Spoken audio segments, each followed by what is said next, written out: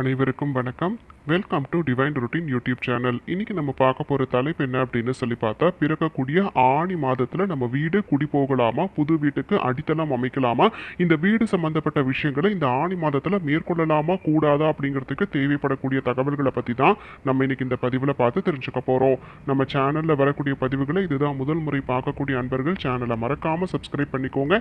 பக்கத்தில் இருக்கக்கூடிய பெல் பட்டனையும் ப்ரெஸ் பண்ணுங்கள். அப்போ தான் நான் போடுற பதிவுகள் அனைத்தையுமே உடனுக்குடனே பார்த்து எல்லா தகவல்களையுமே சரிவர தெரிஞ்சுக்கிட்டு அதுக்கேற்றாற் போல செயல்பட முடியும். இப்ப நம்ம பதிவுக்குள்ள போயிடலாம்.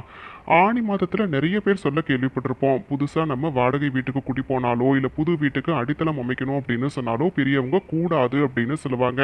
ஆனா காரணம் என்ன அப்படிங்கிறது நிறைய பேருக்கு தெரியாம இருக்கும். ஏன் அப்படின்னு கேட்டீங்கன்னா, மகாபலி சக்கரவர்த்தி தன்னுடைய ராஜ்யம் முழுவதையுமே இழந்து பாதாள உலகத்திற்கு சென்ற மாதம் இது அப்படின்னு சொல்லி பார்த்தா இந்த குறிப்பிட்ட ஆணி மாதம். அதனால தான் இந்த ஆணி மாதத்துல வீடு சம்பந்தப்பட்ட எந்த ஒரு விஷயத்தையுமே முன்வைக்க கூடாது அப்படின்னு சொல்லி பெரியவங்க சொல்லுவாங்க. இதை எடுத்துரைக்கக்கூடிய விதத்துல ஒரு பழமொழியும் இருக்கு. ஆணியில் அடி கோலாதே, கூனியில் குடி போகாதே அப்படின்னு சொல்லுவாங்க.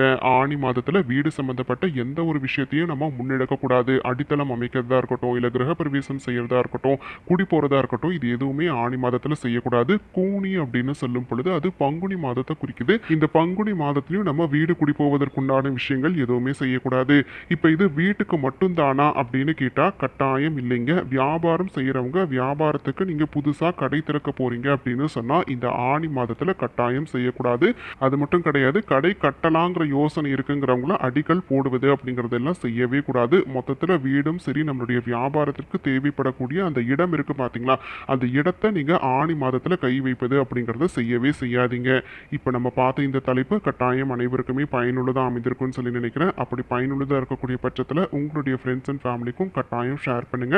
அவங்களும் இந்த தகவல்களை பார்த்து பயன்பெறட்டும். நாளைக்கு மறுபடியும் ஒரு சுவாரஸ்யமான தலைப்போடு உங்களை நான் சந்திக்கிறேன். நன்றி.